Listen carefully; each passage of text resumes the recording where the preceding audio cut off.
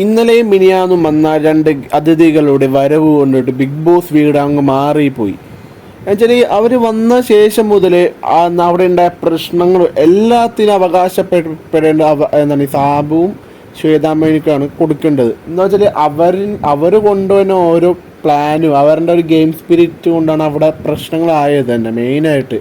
അത് അവർക്ക് വെച്ചാൽ അവർ സീസൺ 1 കാണിച്ച അതേ ഒരു ഗെയിം സ്പിരിറ്റിനെ അവർ ഇപ്പോഴും കാണിക്കുന്നത്. ബുദ്ധിപരമായിട്ട് ഗെയിം പ്ലാൻ ചെയ്യുക, അതിനനുസരിച്ച് അവിടുത്തെ പ്ലേയേഴ്സിനെ കൊടുക്കുക, അവരതിലിപ്പോൾ പ്രൊവോക്കാൻ വേണ്ടി എന്താണ് അത് ചെയ്യിപ്പിക്കുക, അതാണ് മെയിനായിട്ട് കാണിക്കുന്നത്. ഇപ്പം എന്താണ് ശ്വേത മേനോന് ഇന്നലെ അവിടെ ഒരു വലിയൊരു ഫൈറ്റ് ഉണ്ടാവുന്നതിന് തൊട്ട് മുമ്പ് ശ്വേത മേനോൻ ജാസ്മിനോട് പറഞ്ഞത് കൊണ്ടിട്ടാണ് ജാസ്മിൻ അത് ചെയ്തത്. രണ്ടാമത് ജാസ്മിൻ വന്നപ്പോൾ വീണ്ടും ജാസ്മിനോട് പറഞ്ഞു, നിങ്ങൾ റോബോട്ടല്ലേ, നിങ്ങൾക്ക് ഇമോഷൻസ് ഒന്നുമില്ലല്ലോ, എങ്ങനെയും കൊണ്ടുപോകാന്ന് പറഞ്ഞപ്പോൾ അപ്പോൾ ആ ഒരു പ്രചോദനം എന്ന് പറഞ്ഞില്ല, അതുപോലെ അത് കേട്ടപ്പോൾ ആ ഒരു ഇതുകൊണ്ടിട്ടാണ് അവർ കറക്റ്റ് പോയത്, പ്രശ്നമായത് എല്ലാം നടന്നത് ആ ഒരൊറ്റൊരു ഇത് കൊണ്ടിട്ടാണ്.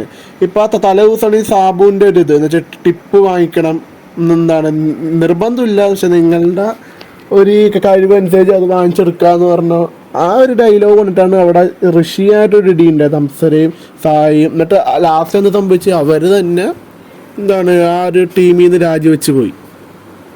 അപ്പോൾ അത്രയും വലിയൊരു വായ തുറക്കാത്തവർ പോലും വായ തുറന്നൊരു ഒരു ഡേ ആയിരുന്നു 2 ദിവസം വരെ.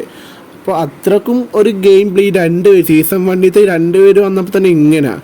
അപ്പോൾ അത്രക്കും അത് ചിന്തിക്കുക, അത്രക്കും വലിയൊരു ഗെയിം പ്ലാനും ഗെയിം സ്പിരിറ്റുമാണ് ഇവരുടെ ഉള്ളത്.